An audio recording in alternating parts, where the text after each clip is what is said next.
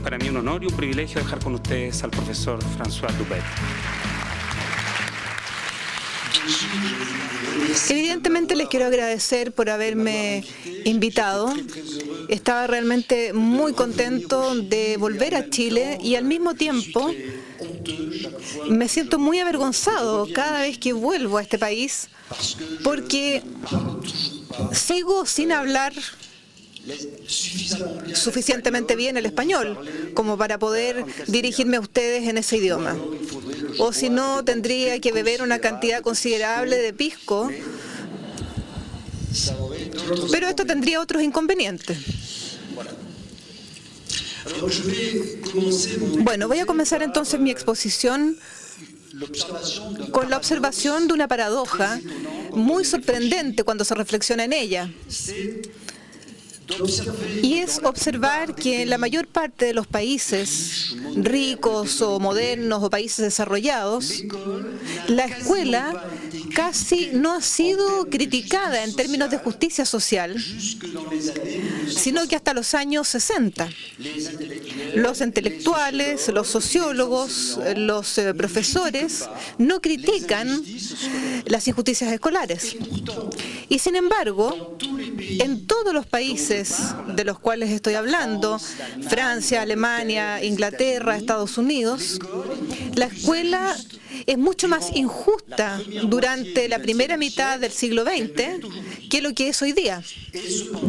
Y sin embargo, hay muy poca crítica dirigida a la escuela. ¿Por qué hay tan poca crítica dirigida a la escuela? Mientras que estamos en un sistema de escuela de clase, por decir las cosas simplemente. Está la escuela del pueblo, está la escuela de la burguesía, y estas escuelas no se frecuentan. Estamos en un sistema verdaderamente desigual. Entonces yo creo que la crítica escolar es muy débil porque en realidad lo que esperamos de la escuela no es verdaderamente en ese momento lo que esperamos hoy día. Y en el fondo, lo que esperamos de la escuela es, en primer lugar, en todos los países, que participe de la modernización cultural de los países. En Francia se llamaba esto la escuela de la liberación, la escuela de la emancipación, o la gran revisión, la gran revista de los profesores se llamaba la liberación, es decir, todas las luces, todo el progreso, toda la razón tenía que entrar, gracias a la escuela, dentro de la cabeza de los niños. También se espera de la escuela que sea la escuela de la nación. Hemos hecho escuelas públicas, por lo tanto hay que recordarlo para poder hacer naciones, para que todos los ciudadanos puedan compartir, ya sea en Argentina, en Chile, en Brasil o en Inglaterra, pero que compartan una cultura nacional común. Un poco de cultura nacional común. Lo que hace entonces que, de una manera o de otra, la escuela aparece como justa en un mundo injusto. La gran figura de la injusticia social es la explotación, el capitalismo, la miseria, pero no es la escuela. La escuela está un poco protegida frente a esta crítica y hoy en día, por lo menos en Francia y en muchos países, tenemos una cierta visión nostálgica y encantada de la escuela de antaño, de la escuela de antes. Es decir, de aquella escuela que en el fondo estaba al abrigo de los conflictos sociales, protegida de los intereses sociales, una escuela que era como una iglesia, por decirlo de alguna manera. Y a partir de los años 60, todo este modelo escolar, que podríamos llamar para los sociólogos un modelo durkheimiano de la escuela, este modelo escolar se va a hundir. Y la paradoja es que va a desmoronarse porque la escuela se va a abrir. A partir de los años 60, Vamos a abrir la escuela, vamos a hacer entrar entonces a todos los niños a la escuela.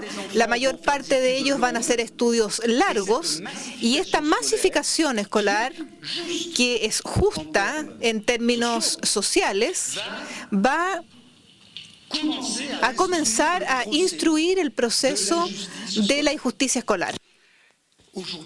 Hoy día, actualmente, nosotros estamos convencidos que la escuela es injusta y todos hemos interiorizado la idea que esta injusticia se explica porque nosotros no logramos darnos cuenta qué es lo que es la oportunidad y la igualdad de oportunidades. La igualdad de oportunidades no aparece en el mundo escolar antes de los años 60. A partir de los años 60, sin embargo, nosotros o los sindicatos, los ministros, los intelectuales de izquierda, los intelectuales de derecha, los estudiantes, todo el mundo tenía en la cabeza entonces la idea que la escuela era justa y que la escuela justa era la de igualdad de oportunidades. Y nos convertimos en creyentes en la igualdad de oportunidades. Y como somos muy creyentes, entonces no sabíamos en qué creíamos o en qué creemos. Creemos que la igualdad de oportunidades es la justicia escolar y yo lo creo ahora también. Lo que yo estoy tratando de decirles es que, ¿qué es la igualdad de oportunidades? ¿Por qué tenemos tanta dificultad en darnos cuenta en lo que es la igualdad de oportunidades? Y de manera quizás un poco más perversa, voy a tratar de decir que la realización de la igualdad de oportunidades no es forzosamente la justicia escolar y la justicia social. Pero al mismo tiempo, la verdad es que yo estoy por la igualdad de oportunidades. Es un poquito complicado como posición y les voy a pedir, por favor, que la acepten. Bueno, ¿qué es la igualdad de oportunidades? La igualdad de oportunidades es una ficción de justicia que afirma que el éxito de los alumnos debe deberse justamente y únicamente a sus méritos. No tiene que ver con su nacimiento, con su origen social, con su cultura. Tiene que ver únicamente con sus méritos, o con su trabajo, con sus virtudes. La igualdad de oportunidades supone entonces que la escuela neutraliza los efectos de las desigualdades sociales que hacen que en realidad el éxito escolar dependa de otras cosas que va más allá del mérito de los individuos. Entonces, el modelo de la igualdad de oportunidades es la idea de que la escuela es capaz de construir una competencia escolar completamente igual, en la cual las desigualdades sociales no juegan ningún papel. Es una especie entonces de tabla rasa y los niños tendrían que llegar al colegio absolutamente desprovisto de desigualdades sociales para entrar en una competencia escolar pura que crearía desigualdades escolares perfectamente justas. El ideal de la igualdad de oportunidades no es que todo el mundo tenga éxito en la escuela o en el colegio, es que las desigualdades escolares sean completamente justas, que dependan solamente del mérito de los individuos. De alguna manera, entonces, la igualdad de oportunidades es como un partido de tenis. Es decir, esto sucede en un espacio cerrado, los árbitros son objetivos, los jugadores respetan las mismas reglas y al final el mejor gana, sin que uno pueda decir que esta victoria es injusta. Eso es. Y el modelo de la igualdad de oportunidades es la idea que la escuela pueda poco a poco neutralizar los efectos de las desigualdades sociales, que la relación de los niños en el colegio sea una relación independiente de sus orígenes sociales. Es una ficción de justicia, es el ideal de la igualdad de oportunidades. Y de alguna manera, detrás de este concepto de justicia escolar, está la idea que la justicia social sería una movilidad social pura y perfecta. En cada generación se podría redistribuir completamente esta diferencia. Se llega a la hipótesis, de alguna manera, que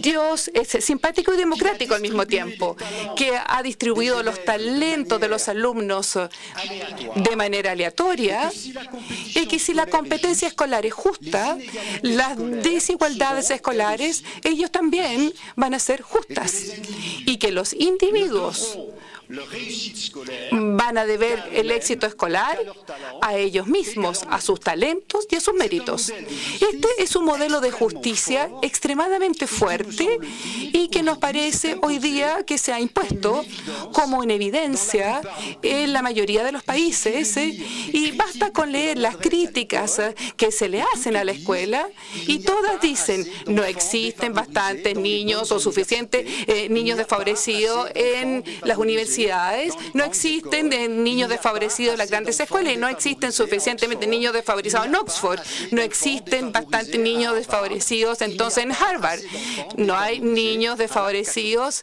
en la Universidad Católica, por ejemplo. Es la misma crítica en todas partes. Entre paréntesis, si existieran niños pobres en Oxford o niños pobres en la Universidad Católica y niños pobres en Harvard, bueno, el colegio entonces sería justo. Ese es el modelo. Entonces, ¿por qué este modelo se ha impuesto? ¿Por qué se ha impuesto casi en todas partes? Se ha impuesto primero que nada, yo creo, por razones que ya explicó Tocqueville. Es decir, que la tendencia democrática es la afirmación continua de la igualdad fundamental de los individuos. Nosotros creemos cada vez más que los individuos son fundamentalmente iguales, mientras que en las sociedades de los antiguos regímenes pensábamos que los individuos eran fundamentalmente desiguales. Por ejemplo, no hace mucho tiempo pensábamos que las mujeres eran naturalmente desiguales. Hoy día, muchas personas lo piensan, pero es muy difícil de decir. Bueno, entonces existe esta idea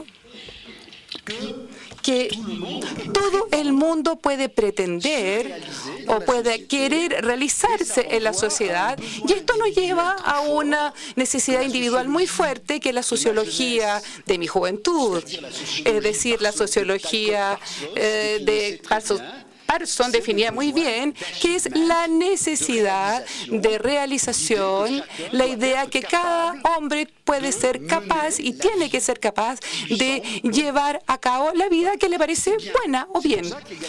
Es por eso que la igualdad de oportunidades es bueno, porque es algo fundamental y fundamentalmente es una creencia democrática e individualista. También existe la idea según la cual la igualdad de oportunidades es bueno para la colectividad, porque la igualdad de oportunidades va a desarrollar el capital humano, va a subir el nivel de calificación, va a permitir a todos los individuos que desarrollen sus talentos o sus cualidades, y entonces es bueno para la economía. Hoy día es una banalidad decir que es la sociedad del conocimiento, que es la sociedad del capital humano. Para los chilenos, o mientras más chilenos vayan al colegio, Chile va a ser más justo. Y esto es una idea. Bueno, dejo ya Chile de lado, pero es una idea que comparten los franceses, los canadienses, los alemanes, los japoneses. Todo el mundo está convencido que este modelo de justicia no solamente es justo, sino que además es eficaz. Además es económicamente eficaz. Y al mismo tiempo, pensamos que la igualdad de oportunidades es un modelo bastante virtuoso socialmente, porque la igualdad de oportunidades va a desarrollar la cohesión social, va a desarrollar la confianza, el capital social, todas estas virtudes que están en el corazón del modelo de la OECD. Es decir, la buena sociedad es una sociedad de confianza, es una sociedad de igualdad, es una sociedad de la meritocracia. En el fondo, como las sociedades ya no se basan en el hecho de que los individuos creen en Dios, que era el modelo de antes, entonces hoy día los individuos tienen que desarrollar actitudes virtuosas, cívicas, tolerantes, pacíficas, y mientras más se desarrolle la escuela, la sociedad va a ser mejor y cohesiva. Bueno, tenemos el modelo entonces de la igualdad de oportunidades. Este modelo me parece indiscutible. No estoy criticando este modelo, pero me pregunto qué es lo que podemos hacer en términos prácticos.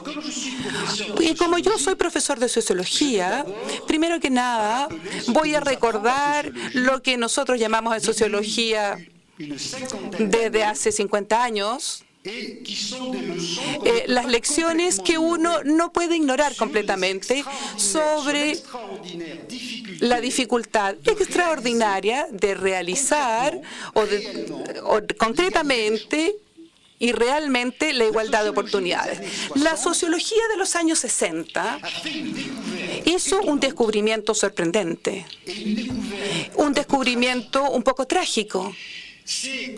Y es que cuando uno ha reducido el efecto de las desigualdades económicas en el acceso a la educación, cuando la escuela se transformó en gratuita, por ejemplo, y bueno, ahí las desigualdades escolares no se redujeron. Y esto es una sorpresa desagradable. Es el trabajo de Bourdieu en Francia, al mismo momento en que Bernstein lo hizo en Inglaterra, al mismo momento de Goldman en Estados Unidos, quienes decían que la escuela es gratuita, todo el mundo puede ir, pero los niños de los ricos tienen más éxito que los niños de los pobres, porque el corazón de la desigualdad escolar, contrariamente a lo que uno se imagina, no es el dinero, es la cultura. E incluso si ustedes le dan dinero a los pobres, como sus padres no leen los mismos libros que los ricos, entonces en el colegio ellos no son tan buenos como los ricos. Y esto es algo que es bastante desagradable, porque no podemos transformar la cultura de los padres. No podemos obligar a los padres a que no miren la televisión y a que lean Pablo Neruda. No podemos obligarlos. Es una lástima, pero es así. Esta es una resistencia extremadamente fuerte y esta resistencia va a cambiar el funcionamiento de la escuela, porque la creación de las desigualdades escolares ya no va a ser un mecanismo bruto con los niños del pueblo por un lado y los niños burgueses por el otro, sino que un mecanismo de creación de desigualdades agregadas, es decir, pequeñas desigualdades que se multiplican y que al final se transforman en grandes desigualdades. Si ustedes hacen entrar a la escuela a dos niños desiguales, pero no tan desiguales, no tan a la edad de 6 años, bueno, cuando tengan 18 años se habrán transformado en personas muy desiguales, porque cada año la pequeña desigualdad se va a haber ido acrecentando y desarrollando. Esto es desagradable, pero estoy obligado a decir que la sociología nos lo demostró y no cesa de demostrarlo desde hace 50 años. Primera noticia desagradable.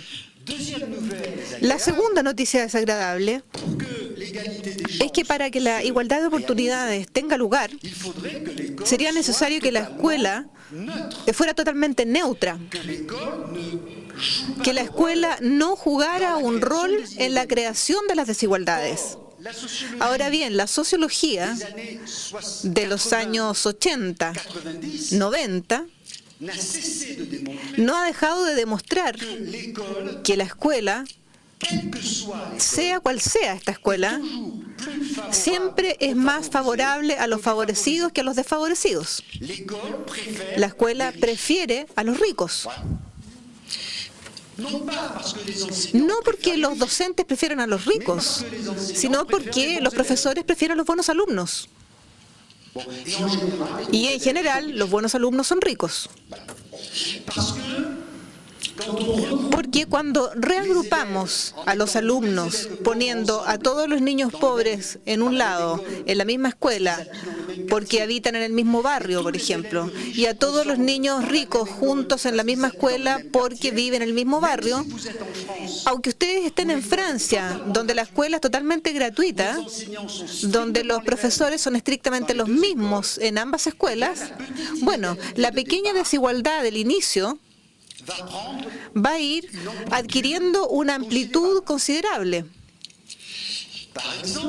Por ejemplo, mientras más largos son los estudios, más de alguna manera se van haciendo estas desigualdades. Les voy a dar un ejemplo cruel. Cuando se reclutaban a los profesores a la edad de 20 años, los maestros, los profesores, a menudo eran de origen medio y popular. Cuando se les reclutaba a los 25 años, eran de origen medio y burgués. Ahora, tal vez tienen más competencias, pero están mucho más alejados culturalmente de sus alumnos. No es cierto que se gane en esta historia. Y por lo tanto, la escuela no es independiente, y mientras más arbitrajes financieros hace esta escuela, de manera general se da más dinero. Todos los sistemas, incluso los sistemas republicanos como el francés, que es el mío, bueno, esa escuela da más dinero a los mejores alumnos, incluso cuando es gratuito, porque hay más enseñanza, porque los cursos son más complicados, porque los estudios son más largos, y de una cierta manera yo diría que mientras los profesores tengan alumnos, tengan niños, la escuela no va a ser neutra.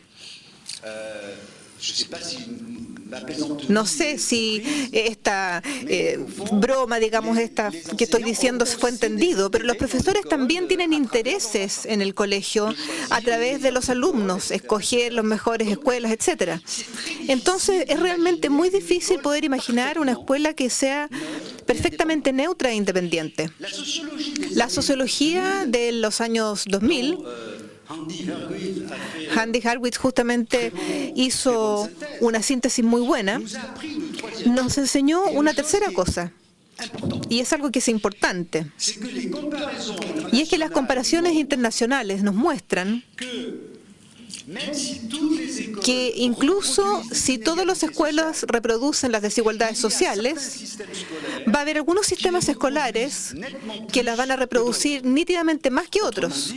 En otras palabras, hay escuelas más justas y hay escuelas más injustas. Tomo un ejemplo. Canadá es una sociedad más desigualitaria que la sociedad francesa, y las desigualdades escolares son más bajas en Canadá que lo que son en Francia.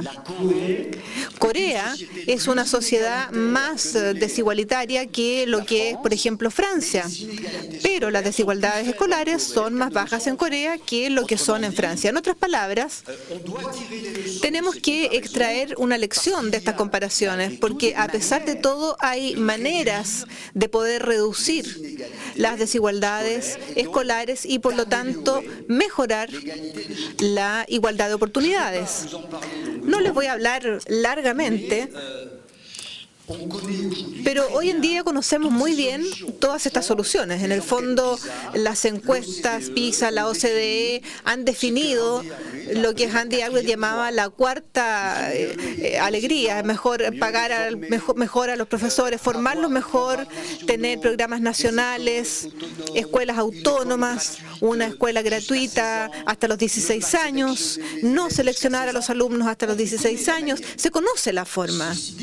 Pero dicho esto, no tapemos el hecho de que esto es muy difícil, porque no estoy realmente seguro de que los franceses tengan ganas de volverse luterianos como los finlandeses. No estoy tan seguro tampoco de que los ingleses tengan ganas de volverse republicanos. No estoy seguro de que los americanos tengan ganas de volverse socialdemócratas. Tampoco estoy seguro de que los chilenos tengan ganas de transformarse en discípulos de Confucio. Entonces, en otras palabras, no perdamos de vista que las escuelas están fuertemente enraizadas en culturas nacionales, en historias nacionales, en sensibilidades nacionales, y que la idea entonces de un benchmarking internacional que ocupa hoy día el 90% de los sociólogos es una tecnología inteligente, pero no estamos seguros de que vaya a ser tan fácil poder instalar esta escuela virtuosa. Y tal vez los finlandeses son virtuosos en la escuela, pero la gente prefiere la cocina italiana. Entonces, ¿qué es lo que hay que escoger? No va a ser simple. En todo caso, hay ahí obstáculos objetivos frente a la igualdad de oportunidades que no nos impiden desear la igualdad de oportunidades, pero que tampoco implican que haya que ser completamente inocentes, ingenuos. Hay obstáculos también internos en esta igualdad de oportunidades. Estos obstáculos me gustaría señalarlos porque creo que son los más importantes. En primer lugar, la idea de una escuela meritocrática que realmente tenga esta igualdad de oportunidades no nos garantiza que vaya a haber una igualdad escolar y que vaya a haber una igualdad en términos de los resultados escolares. Porque la igualdad de oportunidad, de una cierta manera, la igualdad de oportunidades no nos dice nada con respecto a la igualdad de los resultados. Los mejores pueden ser muy buenos gracias a la igualdad de oportunidades, y es el caso hoy en día, y en todos los sistemas escolares, incluso Francia y Gran Bretaña, incluso Alemania, hay un número considerable de alumnos que no saben leer, que no saben contar, que ya no quieren seguir yendo a la escuela, que detestan la escuela. Y sin embargo, estamos más bien dentro de la igualdad de oportunidades. Es decir, la igualdad de oportunidades no nos dice nada de lo que fracasa en el fondo, sino que está obsesionada por el número de niños pobres que van a acceder a la élite. Pero no nos dice nada en términos de qué pasa con los que van a quedarse en el borde del camino. Voy a tomar entonces un ejemplo que le toma prestado un sociólogo norteamericano que se llama Julius Wilson, y que estudió muy bien los efectos de la igualdad de oportunidades escolares en Estados Unidos en una población negra. Y ustedes saben que en los años 60 en Estados Unidos hubo una política extremadamente radical, digo, de igualdad de oportunidad en favor de los negros. Esta política tuvo un éxito formidable porque creó una burguesía negra, lo que de alguna manera era inimaginable. Y de hecho ustedes saben que hay un presidente de Estados Unidos que es de color. Entonces yo les puedo decir que si lo hubiéramos dicho a un americano en 1965 que un día iba a haber un presidente negro en Estados Unidos, realmente habría tenido dificultad en creerlo. Pero durante el mismo periodo en que se creó esta burguesía negra gracias a la igualdad de oportunidades, la situación media de los negros se degradó. Porque la igualdad de oportunidades fue permitirle a los negros que merecían lograr tener éxito y a los que no merecían no lograr. Si mañana, por ejemplo, hubiera 20% de niños de pobladores en la Universidad Católica, sería un triunfo. Pero eso no significaría que la situación de los pobladores vaya a ser mejor que lo que era antes. Tal vez incluso podrá ser peor, porque los que no lo habrán logrado en la escuela dirán que fue por su culpa y que solamente tenían que haber hecho un esfuerzo. Entonces, la igualdad de oportunidades no es la igualdad de los resultados, es el modelo deportivo, es el modelo del mejor que gana, no es el modelo de la distribución equitativa de los resultados. La segunda dificultad que hay en esta situación es un modelo de justicia que funciona entre vencedor y vencido. En ese binomio, la competencia es entonces equitativa, están los vencedores, está bien, pero también están los vencidos, los derrotados, y eso plantea un problema. Y en todos mis trabajos sobre la experiencia de los alumnos, nos damos cuenta que en un país como Francia, el fracaso escolar es sentido y vivido por los alumnos como una verdadera tragedia. Es un modelo extremadamente cruel. ¿Por qué? Porque en un modelo de igualdad de oportunidades, cuando ustedes han fracasado, es por culpa de ustedes. Tú serás obrero porque mereces ser obrero, porque no trabajaste bien en la escuela. Tú vas a estar cesante porque te mereces estar cesante, porque no trabajaste bien en la escuela. Y vemos entonces que se desarrolla en Inglaterra, en Estados Unidos, en Francia, de alguna manera motines escolares donde los alumnos se vuelven violentos contra la escuela porque en el fondo la escuela los ha violentado prometiéndoles un éxito, un logro, y enviándolos a su propia incapacidad, a su propia nulidad. No sé si me entienden bien lo que quiero decir. Es decir, que en el fondo la escuela tiene que tener como prioridad dar a todos los alumnos la cultura y las competencias frente a las cuales los niños tienen derecho. Es el equivalente a lo que nosotros podríamos llamar un salario mínimo escolar, un sueldo mínimo escolar. El colegio, la escuela, tiene que estar obligada a hacer que todos los alumnos, incluso los más débiles, sepan lo que la sociedad espera de todos los ciudadanos, es decir, leer, escribir, contar, conocer un poco de idiomas extranjeros, es decir, que exista algo común para todos estos alumnos, de manera que el éxito de los mejores no castigue a los más débiles. Este es un razonamiento socialdemócrata. Esto es un razonamiento que dice las desigualdades son aceptadas, pero los pobres tienen que ser lo menos pobres posible. Sin embargo, las desigualdades no son aceptables si la riqueza se desarrolla e implica la pobreza de los otros. No es un razonamiento revolucionario, pero yo creo que vale la pena afirmarlo. ¿Y qué quiere decir esto concretamente? Esto quiere decir que hay que arbitrar. La escuela justa tiene que arbitrar, incluso financieramente, en favor de lo básico y de la escuela común.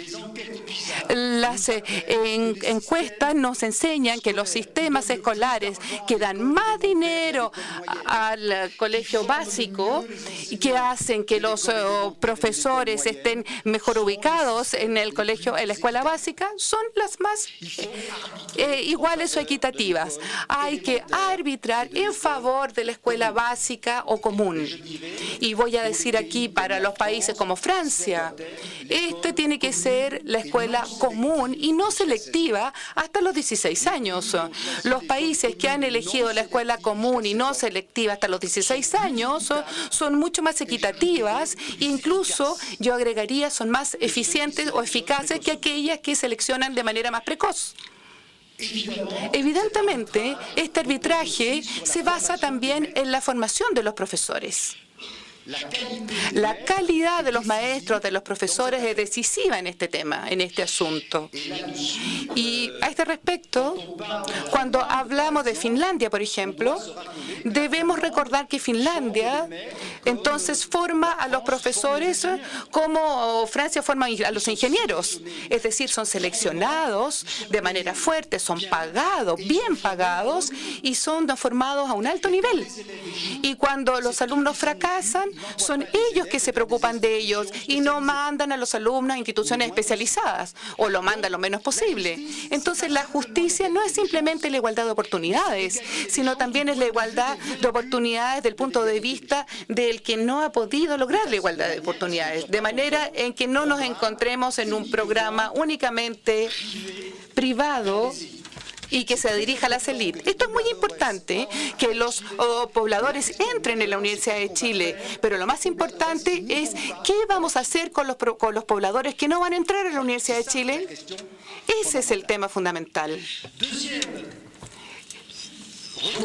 La segunda recomendación es una recomendación que yo tomo no de John Rawls, sino de otro filósofo americano que se llama Michael Walzer.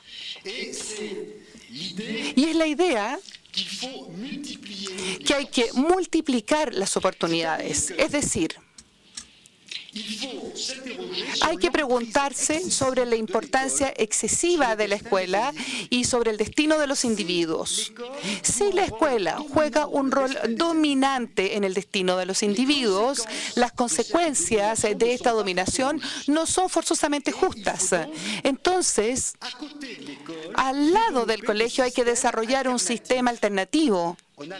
Llamamos a esto en Europa formaciones durante toda la vida, o formaciones profesionales durante toda la vida, o entonces un regreso a los estudios. Es de hecho, entonces si ustedes perdieron entonces este partido escolar, ustedes pueden volver a jugar este partido, pueden tener otras oportunidades en otros ámbitos, en otros campos y con otros criterios. Les doy un ejemplo bastante simple. La mitad de los estudiantes suecos son personas que tienen una actividad profesional. La universidad en Suecia no está reservada a los jóvenes de 18 años que tienen éxito en los estudios. Hay personas de 50 años que vuelven a la universidad para poder recomenzar este partido que perdieron 30 años antes. Entonces podemos pensar también en Alemania. Alemania tiene un sistema escolar extremadamente injusto, porque tiene una selección precoz que hace que se tome a los buenos alumnos a los 12 años y se ponen o se colocan en una especie de reservas para ellos. Sin embargo, el sistema no es injusto porque al lado de esto, la formación profesional es de excelente calidad, lo que hace que el alumno que fracasó en el ámbito escolar va a poder tener otras oportunidades. Y esto tiene consecuencias prácticas. El 40% de los ingenieros alemanes no tienen diploma universitario. 40% de los ingenieros alemanes son ex obreros que probaron nuevamente una nueva oportunidad. Sin embargo, si ustedes están en Francia, tienen un 0% de ingenieros que son ex obreros. Bueno, yo no diría 0, voy a decir 4%. Entonces, el colegio o la escuela justa es una escuela que no tiene el monopolio de la formación. De alguna manera, mientras los individuos tengan más oportunidades que probar, y esto es un efecto matemático, la distribución se transforma en algo equitativo. Mientras más partidos jueguen, bueno, más pueden lograr el equilibrio. Pero si ustedes juegan solamente el partido escolar, la oportunidad o la posibilidad de ganar o de perder no se equilibra. Ustedes ganan todo o pierden todo. El último comentario es que la escuela justa no es necesariamente la buena escuela. Y hoy día nos interesamos enormemente en lo que es la escuela justa y extremadamente poco en lo que es una buena escuela. Una buena escuela no es forzosamente una escuela justa, pero es una escuela que educa a los alumnos, es una escuela que forma sujetos, personas, es una escuela que es acogedora para los alumnos, es una escuela que entrega un aprendizaje de la vida democrática, es una escuela que se interesa en las personas, que desarrolla virtudes sociales. Y desde este punto de vista, en la escuela de Singapur, que es bastante justa, no estoy seguro que sea una muy buena escuela. La escuela de Corea, que es bastante justa, no estoy seguro de que sea una muy buena escuela si yo evalúo la tasa de suicidio de los estudiantes. Entonces, no nos focalicemos únicamente en la justicia de un sistema. Una escuela debe también o no tiene que perder de vista que está ahí para educar. Y desgraciadamente, en mi propio país yo me doy cuenta que casi nadie ya se interesa en la educación porque estamos obsesivos por el modelo de la igualdad de oportunidades y nos interesamos muy poco en el bienestar de los alumnos, en la autoestima, en la confianza que ellos tienen. Pero les puedo asegurar que en Chile la escuela es muy injusta, muy desigual, pero los alumnos la encuentran muy acogedora y tienen muy buenas relaciones con los profesores, y esta virtud no tiene que desaparecer en nombre de la igualdad de oportunidades. La escuela justa no es suficiente para tener una buena escuela. Como conclusión, me gustaría decir 3 cosas muy rápidamente. En primer lugar, quisiera recordar que no hay que esperar todo de la escuela. Tengo la sensación hoy en día que la mayor parte de las sociedades que han renunciado a actuar sobre la economía y a reducir las desigualdades sociales han confiado a la escuela la tarea aplastante de fabricar una sociedad justa. No me parece razonable. La escuela no puede transformar a la sociedad. Quisiera decir que desde ese punto de vista hay una especie de giro con respecto a los años 60 en que se pensaba que la escuela no podía cambiar nada. Y hoy día tengo la impresión de que se cree demasiado en que la escuela puede cambiar todo. Y hay que recordar que si queremos que los niños de pobladores, por ejemplo, entren a la Universidad de Chile, el nivel de vida de ellos tiene que subir. Va a ser mucho más eficaz que los dispositivos políticos que van a buscar a las escuelas vulnerables, a algunos individuos que merecerían poder tener un éxito en la escuela. Entonces no perdamos de vista el hecho de que hay algo extraño hoy en día a causa de la globalización. Hay una especie de abandono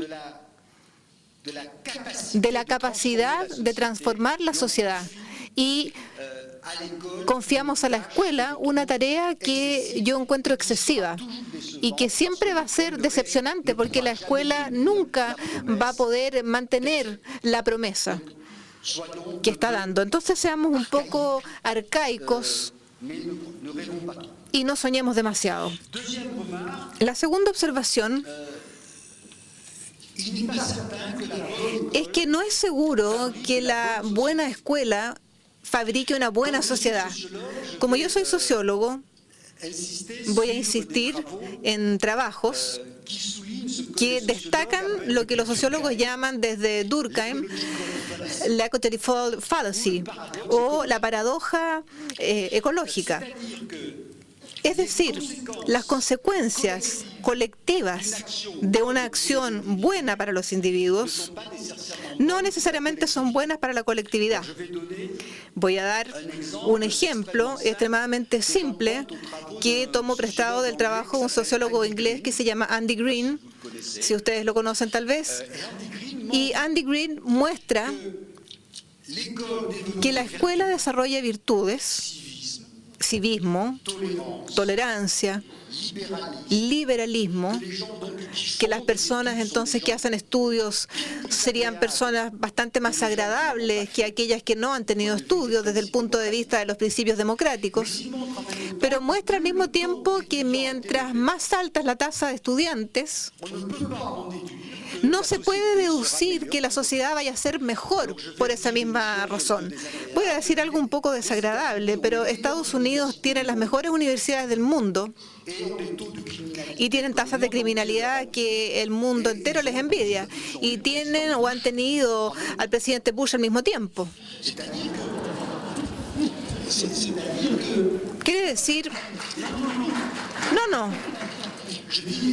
Digo Estados Unidos, pero porque no quiero decir Chile, porque no quiero decir Francia.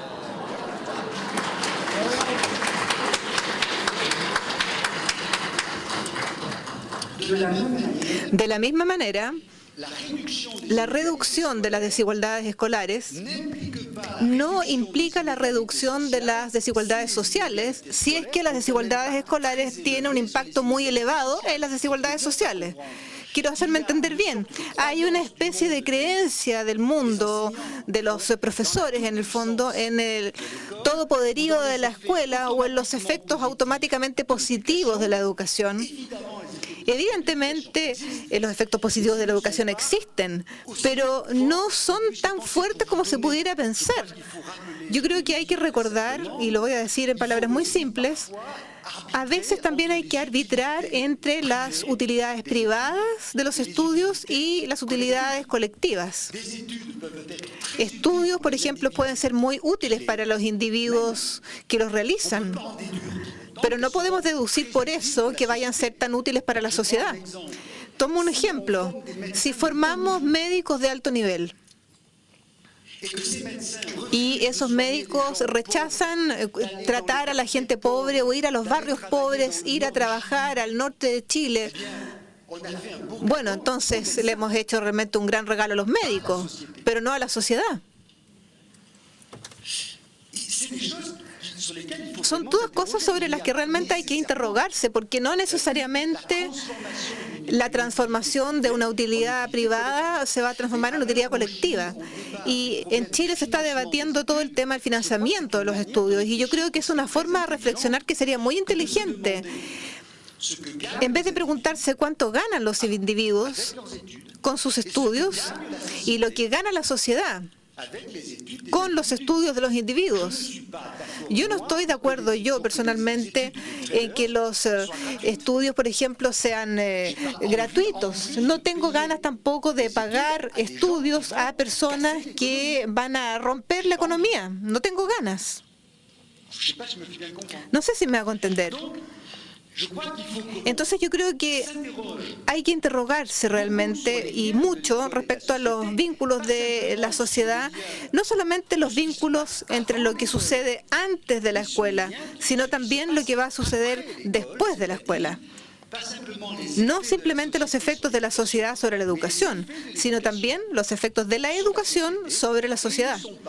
Y no siempre son tan simples como pudiéramos esperarlo. Me gustaría decir que toda esta crítica no me impide pensar que la igualdad de oportunidades es el único principio de justicia de una buena escuela que nosotros tengamos. No hay otro concepto de la justicia escolar más que la igualdad de oportunidades, pero esto no nos obliga a ser ingenuos. El hecho de tener un ideal no nos obliga a no reflexionar respecto a los efectos y las consecuencias del ideal en el cual creemos y en el cual tenemos razón de creer. Espero no haberlos desesperado.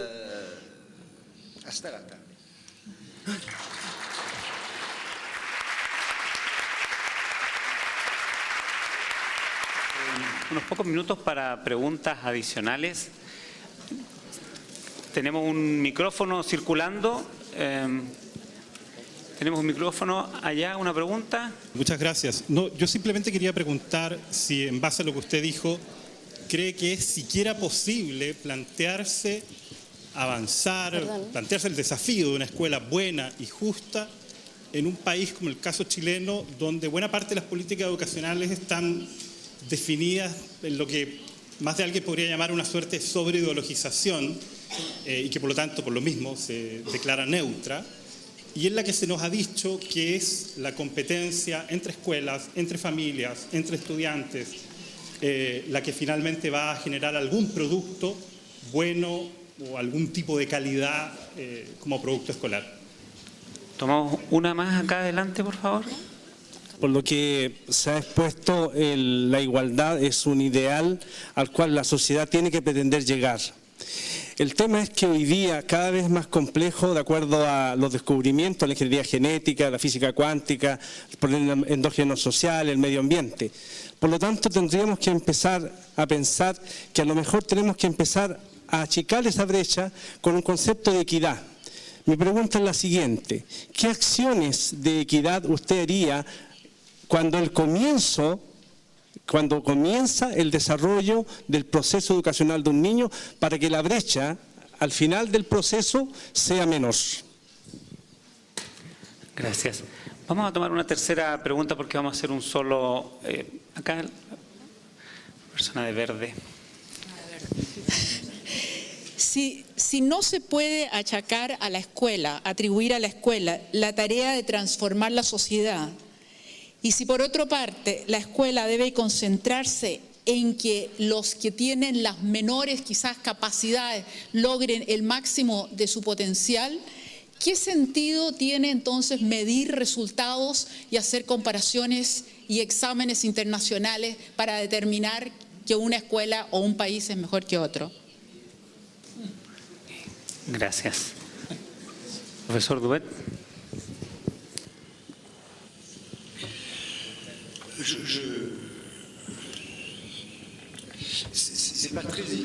No es muy elegante ser invitado a un país para decir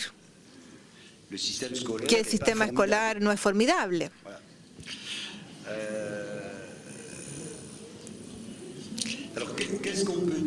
Pero ¿qué podemos decir al respecto?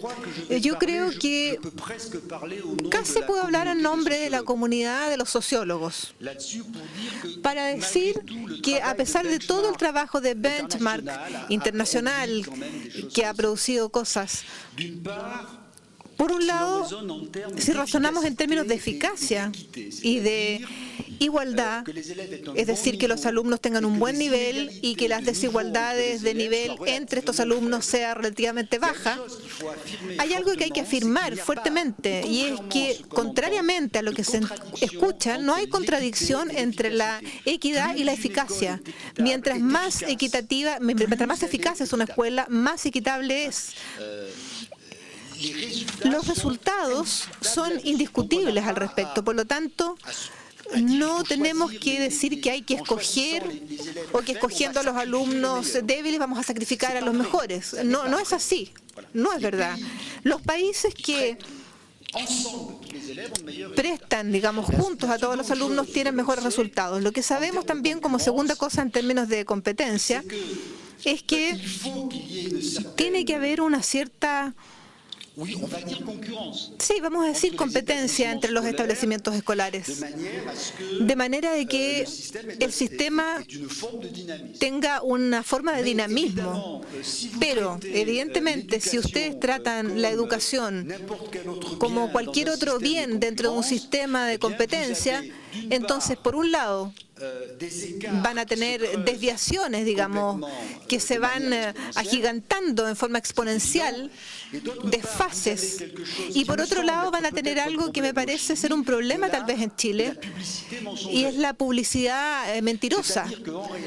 Es decir, en realidad, el nivel de información que los actores tienen sobre el sistema no permite verdaderamente a una competencia expresarse. Es decir, en el fondo hay grupos que conocen verdaderamente el estado del sistema y hay grupos que no lo conocen. Por lo tanto, hay que tener mucho cuidado. Y en tercer lugar, lo que nosotros, o lo que nos enseña, mejor dicho, la investigación, es que la evaluación de los docentes y la retribución, diría yo, de sus méritos es relativamente eficaz cuando concierne a establecimientos y no a individuos. Entonces hay que compensar un poco a los establecimientos que trabajan bien, pero no a cada individuo. Lo que usted mostró, no lo mostró usted, era otro colega. No cada individuo del establecimiento, porque ahí tienen efectos negativos. Es decir, todos los profesores están en competencia con todos los profesores y en el fondo los profesores terminan por enseñarle a los alumnos a pasar pruebas, test. Entonces, yo provengo de un sistema que es muy interesante porque es un sistema en el cual a priori no hay competencia y en el cual en realidad al interior de un sistema público se ha desarrollado un casi mercado, pero cuya característica en Francia no es ser un mercado que haga una oposición entre el público y lo privado, sino que opone establecimientos públicos y establecimientos privados entre ellos. El problema que nosotros tenemos es que este mercado es producto de estrategias de los padres y en el fondo la virtud de un sistema político es regularlo. Yo creo que no hay que tener un debate metafísico con respecto a mercado o no mercado. El debate es si regulamos el mercado, si tiene reglas o si no tiene reglas. Y el consejo que yo tendría la tentación de dar siempre es no estar inmersos en un debate entre la Unión Soviética, digo la Unión Soviética porque ya no está, y no sé qué otro. El puro mercado es un problema de regulación de los establecimientos. Y lo segundo, yo diría que desde mi punto de vista, hasta los 16 años, no mercado. Escuela común. Escuela comuna. Y pueden estar seguros de que en una escuela común, si sus alumnos son buenos alumnos, van a ganar el partido al final. Pero su victoria no va a penalizar a los alumnos más débiles. Pero después de esta escuela común tiene que haber diferencia, tiene que haber jerarquía, evidentemente. Pero el tema mayor es a partir de cuándo se hace esto. Y yo les puedo decir que en un país como Francia hay una verdadera querella al respecto a este colegio único. El benchmark ha zanjado entonces la escuela común hasta los 16 años, Canadá, Finlandia, etcétera. Eso es lo que funciona mejor. La tercera observación, para responder también a otra pregunta que se hizo, yo creo que hay que afirmar que la igualdad en sí misma está bien. Pero habría que volver a antiguos razonamientos de los sociólogos, porque mientras más igualitaria es una sociedad, igualitario no quiere decir Corea del Norte. Pero mientras más igualitaria es una sociedad, el nivel de confianza es más alto. Mientras más alto es el nivel de civismo, el nivel de inseguridad es más bajo. Mientras más alto es el nivel de salud. Es decir, realmente es muy interesante producir igualdad social, porque la desigualdad tiene un costo considerable. Los remito a los trabajos de un médico inglés que se llama Wilkinson, que muestra que la desigualdad como tal es un factor de mala salud extremadamente importante. Las personas que viven en sociedades igualitarias están en mejor estado de salud, son menos malos, tienen menos úlceras que las personas que viven en sociedades desiguales. Entonces, cuando yo defiendo la idea de una escuela común hasta los 16 años, simplemente estoy diciendo que no es solo una creencia ideológica, sino que yo realmente estoy convencido de que esto es bueno para los individuos y es bueno para la sociedad. Ahora, con respecto a los resultados sobre los cuales nos apoyamos, esencialmente ustedes saben que son las encuestas PISA, es decir, los alumnos que tienen 15 años, pero yo no creo que haya que reelegir estos resultados. No es, digamos, el valor que tienen en la bolsa, por muy agradable que sea que Chile sea mejor que Argentina. Pero no es así como hay que ver las cosas. Pero son buenos indicadores diferenciales. Es decir, cuando ustedes, como Francia, por ejemplo, tienen una sociedad que pone mucho dinero en el sistema educativo, en la cual la escuela pública es muy potente, y que hay mucha desigualdad escolar, cuando hay poca desigualdad social, bueno, es útil entonces captar este problema. Los alemanes justamente lo hicieron hace algunos años, los franceses tienen más dificultad al respecto, y yo creo que los chilenos no tienen interés en acusar el termómetro.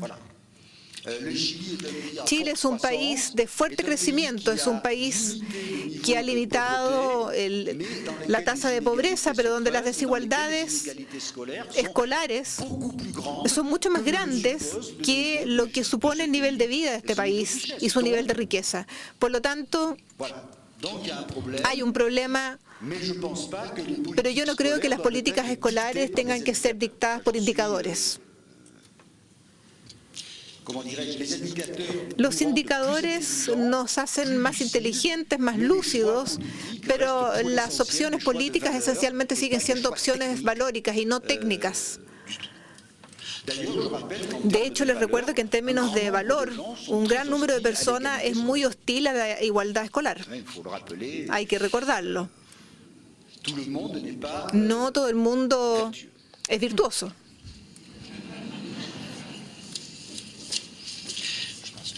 Bueno, muchas gracias. Estamos llegando al final entonces de este segundo Congreso Interdisciplinario de Investigación en Educación, de este tercer Congreso de Investigación en Educación Superior, y creo que vamos a estar todos de acuerdo en que el profesor François Dubet nos ha proporcionado el mejor cierre posible, y quedamos desde ya invitados para el 2014. Previo aplauso a nuestro ilustre invitado. Muchas gracias.